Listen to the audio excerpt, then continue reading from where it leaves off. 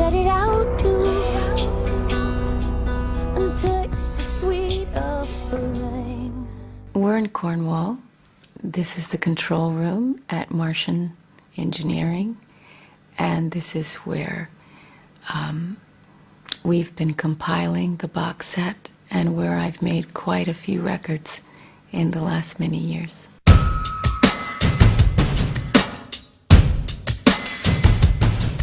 As of now, I'm calling it a piano because the piano has been the most important creature in my life.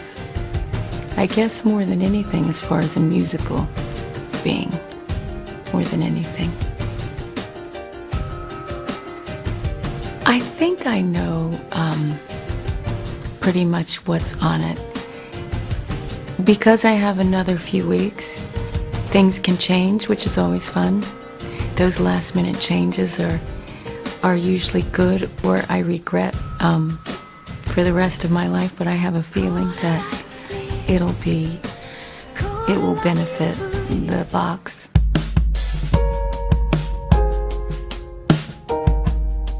I've tried to compile many different compositions in style, not just the most popular ones. Of course, I've included a lot of those because I'm not immune to people liking what I do. I wanted to make, with the early stuff, a historical record. With some of the later stuff, I sort of felt like we can play with history a bit, because if it's something Mark Marcel and I did, which are on the later records, and we have a better mix that we could produce now, then we kind of did. So we fiddled with time a little bit. And because we mixed it originally, we felt that we had the right to do that. The first two records, Little Earthquakes and Under the Pink, some of the mixes haven't survived time and being carted around. You lose information, as we know, on those old masters. Therefore, there are other mixes that might have happened 2 hours later or the day before that have been protected in the vaults. And we would sit, Mark Marcel, John Astley, and myself, and as a team of 4, we would, I think, objectively listen. And so we've been able to find alternate mixes for quite a lot. I'd say half and half of the earlier work that just, it sparkles more. And you can go back to the original records for the original mixes, but these mixes took place in that time frame. I know what you think of me, you never shut up. I forget a lot. I forget more than I thought I did. And Mark he's one of the engineers of Mark and Marcel. He has jetted around, and not in a, groovy Gulfstream jet or anything like that, but he's gone, I was almost like pub crawling, so master tape crawling all over the world, because with the breakdown in the record companies,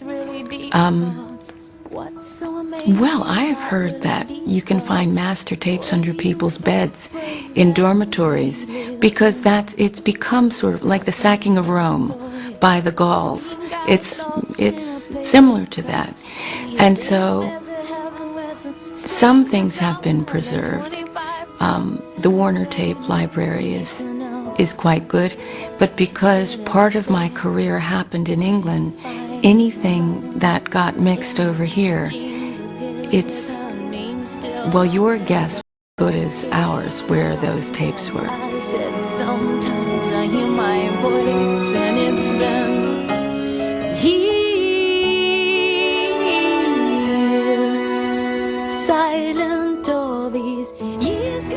was one that was supposed to go on Pele, and it was talked about it being the single. But I got so pissed off at the record company because they wanted me to change it to make it more commercial.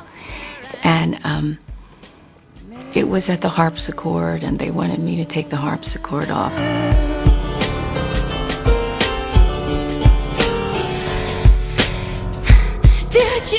I guess I've had a reputation for being difficult.